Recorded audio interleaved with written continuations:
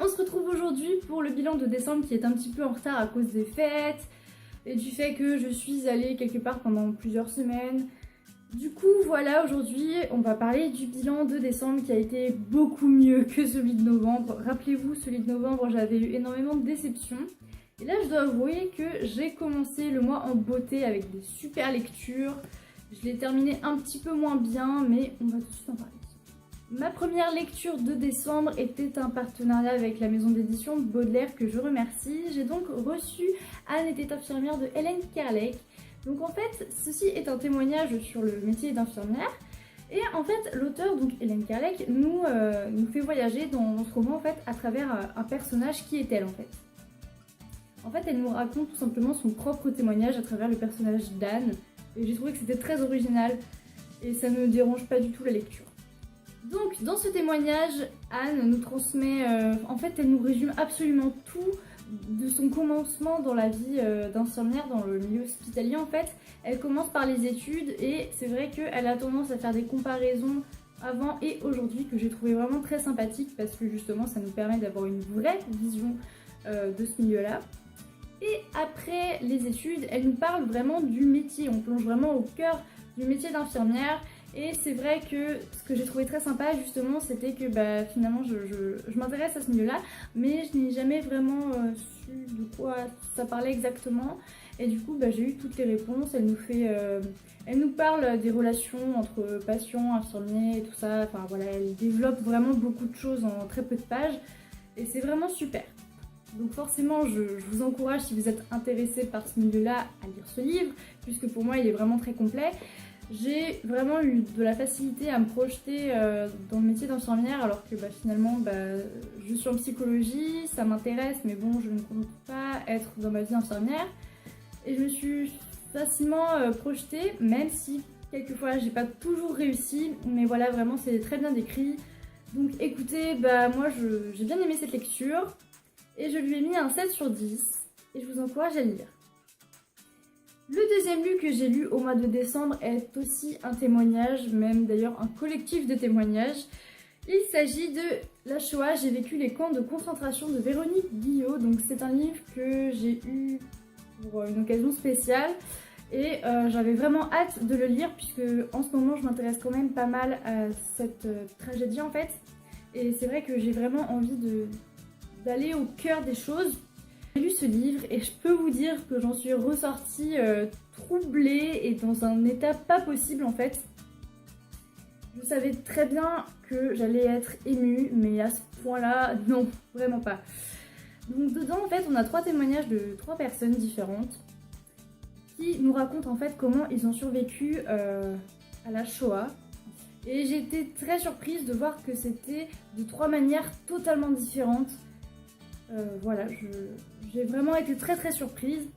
Donc ce que j'aime beaucoup dans ce livre-ci, c'est que ça me rappelle énormément les manuels d'histoire. C'est peut-être pas un bon souvenir pour tout le monde, moi non plus, mais pour le coup j'ai vraiment apprécié cet aspect manuel, donc je vais vous montrer en fait. Donc à chaque fois vous avez le texte, le témoignage, puis vous avez des petites illustrations, enfin des petites photos, des souvenirs, pour vraiment illustrer ce qui est dit en fait, ce qui est écrit, et je trouve ça vraiment génial. Donc voilà. Donc de base c'est un sujet qui me touche beaucoup et comme je l'ai dit et que j'arrête pas de le dire, je suis pendant plusieurs jours je me sentais vraiment bizarre en fait parce que c'était vraiment très émouvant. Voilà, les mots utilisés sont vraiment forts mais une puissance vraiment incroyable. Je sais pas trop quoi vous dire dessus parce que c'est assez délicat de parler de ça sans même spoiler en fait. Voilà, j'ai juste une chose à dire, je pense vraiment que c'est un livre à lire de toute urgence, vraiment. Voilà, il est assez court, il se lit vraiment très rapidement et je peux que vous le conseiller. Je lui ai mis la note de 9 sur 10 parce que vraiment c'est une lecture complète et voilà, j'aime beaucoup et je suis encore émue d'en parler en fait. Le troisième livre que j'ai lu en décembre est un livre que vous connaissez tous, qui est passé et repassé sur la blogo autant que sur les blogs. Il s'agit de Nos étoiles contraires de John Green que j'ai fait en lecture commune avec Eric Things. Donc moi j'ai la version France Loisirs que je trouve vraiment magnifique. Vous connaissez tous l'histoire, il s'agit de Hazel, une adolescente qui a un cancer des poumons et de la thyroïde et qui se rend à un groupe de soutien. Et un jour, eh bien, il y a un jeune garçon, à peu près de son âge, qui lui est en rémission et qui finalement a l'air un petit peu un mec un peu rigolo quoi. Donc du coup ils vont faire connaissance et c'est là que tout va se déclencher, absolument tout. Donc au niveau des personnages, j'ai trouvé que Hazel était vraiment une fille très froide quand même, très froide et rabat-joie. Donc je vous avoue j'ai eu un petit peu de mal au début, mais quand j'ai vu Gus arriver dans le tas, qui est un mec quand même relativement plein de joie et plein d'humour, bah franchement c'est la cerise sur le gâteau et j'ai trouvé la combo Hazel et Gus vraiment géniale. Donc, et du coup j'ai essayé d'oublier ce que je reprochais à Hazel et je suis pas déçue d'avoir fait ça. Donc, le thème de ce livre parle du cancer et c'est vrai que j'ai absolument pas l'habitude de lire un livre sur ce thème là puisque c'est le premier en fait. Et que le sujet est vraiment abordé de manière je trouve subtile et vraiment géniale parce que je trouve que l'auteur a vraiment bien choisi ses mots et il a fait une histoire absolument géniale quoi. Voilà, ça parle du cancer de manière humoristique, de manière parfois un petit peu émotive. Et c'est vrai que ça m'a beaucoup plu en fait parce que je me suis sentie au cœur du sujet, mais pas dans la manière ni dans la tournure dramatique en fait. Donc voilà, c'était vraiment une très bonne lecture, j'ai pris beaucoup de plaisir à le lire, alors que franchement j'avais beaucoup de doutes quand même sur ce livre-là et je me suis pris une claque dans la gueule en fait. Donc je l'avoue, à la fin j'ai pleuré un petit peu, pas trop, mais j'ai quand même pleuré. Et c'était des larmes pas de tristesse, mais plutôt des larmes de bonne tristesse en fait. De la bonne tristesse, genre je suis triste mais je suis heureuse que ça se termine comme ça. Et j'ai surtout pleuré quand j'ai lu les remerciements. Ça c'est vraiment le truc qui m'a fait pleurer. Si vous n'avez pas lu les remerciements, je vous conseille vraiment d'aller jeter un oeil parce que j'ai pas trop bien vécu. Donc pour moi ce livre vaut un 8 sur 10. Pour la suite j'ai lu mon premier roman de Amy Harmon et franchement à la base j'aurais jamais dû le lire puisque je l'ai trouvé par hasard en brocante à 1 €, du coup j'ai sauté dessus. Il s'agit de La loi du cœur de Amy Harmon du coup. Donc ce livre, je me suis pris une grosse claque dans la gueule. Énorme, énorme, énorme. Donc c'est une romance et je déteste les romances. J'ai vraiment cru que je détesterais. Moïse est un enfant lorsqu'il est abandonné dans un lavomatique par sa maman qui est une jeune droguée. Donc Moïse est ce qu'on appelle un bébé crack. Donc quand il est plus grand, eh bien, il se trouve que, eh bien, il est placé dans la famille de Georgie. Georgie qui est une jeune fille à peu près du même âge, pour effectuer des travaux et accessoirement redevenir une personne normale, si je peux dire ça comme ça. Donc sachez que Moïse est une personne agressive, froide, qui n'a finalement rien pour plaire puisqu'il a énormément de défauts. Il est quand même pas très gentil, il est même détestable. Mais le problème avec moi, et sûrement avec beaucoup d'autres lectrices et lecteurs, c'est que Moïse, je l'ai adoré, je suis tombée amoureuse de lui en fait. Parce que pour moi, plutôt qu'être une mauvaise personne, c'était un bad boy. Et je vous avoue que les bad boys, j'aime bien. Donc ce mec qui n'a aucune qualité, finalement je suis tombée amoureuse, je suis tombée sous son charme. Quant à Georgie, j'ai eu un petit peu plus de mal, elle est douce, elle est gentille, elle est mignonne, mais elle vaut pas quand même Moïse. Concernant leur histoire à tous les deux, elle est atypique, et c'est ce qu'il me fallait en fait parce que moi qui n'aime pas les romances, j'ai besoin de quelque chose de spécial et c'est ce que j'ai ressenti dans ce livre-là. En fait, c'est un petit peu le jeu du chat et de la souris, c'est je te fuis, rattrape-moi et je te fuis, et c'est juste génial quoi. C'est pas du tout le je l'aime, il fuit, trop excessif, c'est vraiment bien dosé et genre j'ai adoré parce que c'est un régal. Donc en fait il y a deux parties dans ce livre là, il y a le avant et le après qui se déroule 7 ans plus tard. Et donc en plus d'être une romance, on a un côté thriller, puisqu'il y a vraiment des événements atypiques, mais voilà, là franchement Amy Harmon elle a mis le paquet. Le problème qui m'a dérangé c'est que ça parle beaucoup d'équitation et de peinture.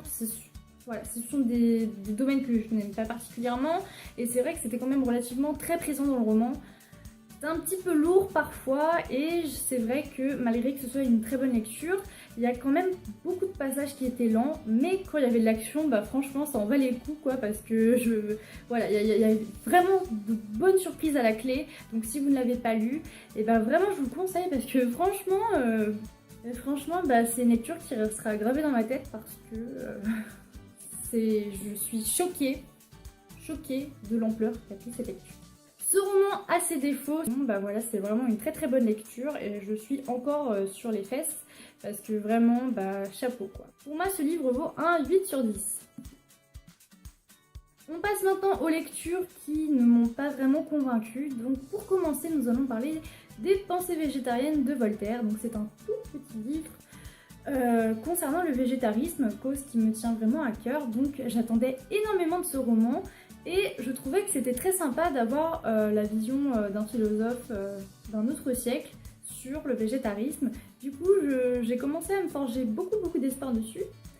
Et ce livre de 72 pages, je l'ai lu en 3 jours. Et après ça, j'ai eu une petite panne de lecture parce que je n'ai rien pu lire en fait. Donc je vais pas m'attarder dessus. Dedans il y a plusieurs sujets du végétarisme et c'est vrai que j'ai pas trouvé grande utilité à lire ça en fait. Ça m'a pas apporté grand chose et j'ai trouvé le mélange de végétarisme et philosophie un petit peu lourd et pas super agréable à lire puisque de base je n'aime pas la philo. Mais je me suis dit je peux quand même apprécier ça sur un sujet comme ça et finalement j'ai trouvé la combo vraiment dure à avaler. Donc voilà, je ne suis absolument pas convaincue et pour moi ce livre vaut un 3 sur 10. Pour le prochain roman, nous allons voyager dans un autre pays. Donc les éditions Baudelaire m'ont envoyé Le Témoin de Arkad Vigirimana, je suis désolée, je n'arrive pas à le prononcer, que je remercie. Donc dans ce roman, nous allons partir pour le Burundi, je pense que ça se prononce comme ça, donc, un pays en Afrique. Émilie est une jeune fille qui va à l'école mais qui malheureusement est en échec scolaire. Alors elle se fait renvoyer de son école et son père trouve le moyen de l'intégrer à une autre école dans laquelle ses résultats montent et finalement elle a des bonnes notes quoi. Donc ça se passe plutôt bien pour elle. Malheureusement, peu de temps après commencent les péripéties du pays où elle vit, donc le Burundi. Donc déjà ce que je peux dire c'est que le synopsis m'avait pas mal intriguée en fait. J'ai commencé à lire le livre et je me suis dit que c'était relativement plat. Et l'histoire commence vraiment à une centaine de pages, pour moi c'est là où commence l'action. Mais malheureusement, à un certain moment, le plat revient et ça m'a un petit peu freinée. Ensuite, un autre point qui m'a beaucoup dérangée, c'est que je me suis totalement paumée avec tous les personnages et les relations, autant relationnelles que familiales. Je me suis paumée, du coup c'était pas facile. Ce que j'ai beaucoup apprécié, c'est le fait que l'auteur nous emmène dans son pays natal, qu'il nous fasse vraiment découvrir des mots, des traditions, des dictons. Parce qu'en plus de ça, quand il y a un dicton par exemple, vous avez la notation de la signification en fait, et je trouve ça super. Donc l'auteur a bien réussi à me faire voyager dans son pays, mais pas dans le cœur même de l'histoire, et j'ai vraiment trouvé ça dommage parce que voilà, j'attendais un petit peu plus de cette lecture. Maintenant, ça reste sympa, mais c'est pas une lecture que je ne retiendrai pas. Donc pour moi, ce livre vaut un 4 sur 10. On continue avec un livre qui m'a énormément plu en cette fin d'année. Il s'agit de Joyeux suicide et bonne année de Sophie de Villenoisy. On y retrouve Sylvie qui est orpheline, seule, célibataire, la quarantaine, pas d'enfants, pas d'animaux, donc qui n'a finalement rien de spécial, qui n'a aucune raison d'être heureuse dans la vie finalement, et qui est relativement triste. Donc un beau jour, elle décide de programmer son suicide le jour de Noël, puisque finalement elle ne manquera à personne et finalement qu'elle n'a rien qui la retient sur Terre. Après cette programmation, elle s'est quand même décidée à aller voir un psychologue pour quand même en parler. Et il se trouve que ce psychologue, à chaque séance, va lui donner un nouvel objectif à faire. Et dès la première séance, on est propulsé dans l'histoire à fond la caisse. C'est-à-dire que là, l'histoire se met vraiment en place. On est surpris, mais d'un point. C'est un livre humoristique et j'ai vraiment cru que je n'aimerais pas parce que j'ai un peu de mal avec l'humour, c'est vrai. Et genre là, je me suis pris une de ces claques phénoménales en fait parce que j'ai beaucoup ri. Et j'étais très triste de refermer cet univers-là parce que je me suis vraiment attachée à Sylvie. Et je pense que tout bon lecteur s'attachera à elle parce qu'elle est vraiment craquante, quoi. En fait, elle a tout... Enfin, voilà, elle a quand même beaucoup de malheur sur elle, c'est triste. Donc c'est vrai que le lecteur a tendance à avoir de la pitié pour elle. Mais pas de la pitié négative, en fait, de la pitié qui se transforme en affection. Et je trouve ça génial. Donc voilà, je me suis beaucoup attachée à Sylvie. J'étais tellement triste de refermer ce livre, en fait, je l'ai dévoré en 2 jours, je vous l'avoue. Parce que j'ai vraiment beaucoup aimé et ouais, pour moi c'est le livre parfait pour lire pendant les fêtes en fait.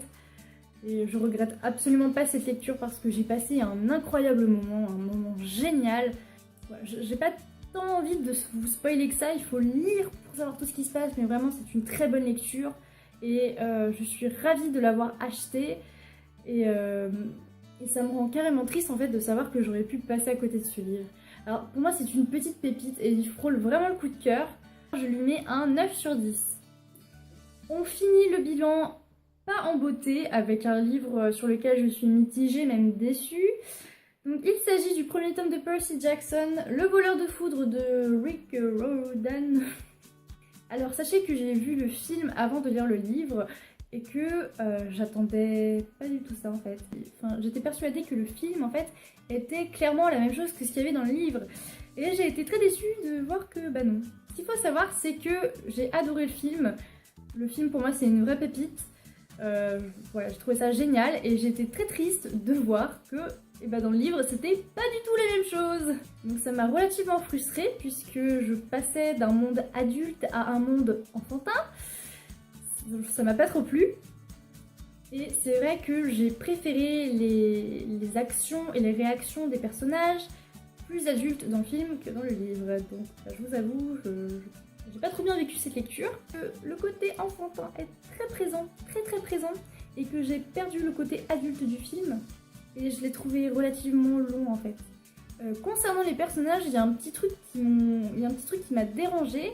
C'est le fait que ce sont des adolescents qui ont 13-14 ans et qui rigolent face au danger en fait. Genre, ah bah tiens, il y a un monstre devant moi, et bien je vais lancer une petite blague en fait. Et je vois absolument pas l'intérêt, et ça rend pas du tout crédible l'histoire. Ensuite de ça, toujours par rapport à l'âge et au danger, à quel moment, à 14 ans, tu cours affronter le danger quoi.